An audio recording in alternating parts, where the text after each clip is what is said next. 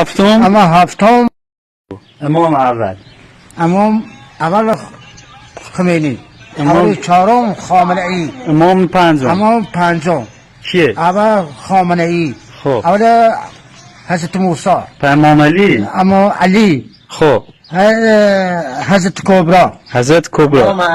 اما اول امام سوم کیه؟ اما سوم رهبری، رهبری. امام ششم اما سیسم خمینی، امام هفتم اما هفتم آقا رضا سلام. سلام. آقا میشه یه مقدار راجع به امام حسین برای ما توضیح بودی؟ کی بوده، چطوری بوده داستان امام حسین؟ حضرت علی بوده، خب میبرنش کربلا میکشنش. کی میبرن کربلا؟ امام حسینو. خب علی اینجا چی کارن؟ علی ها علی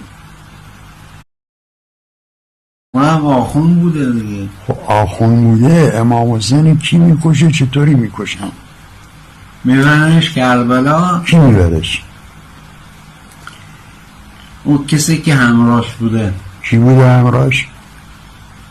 یا آخوندی. خب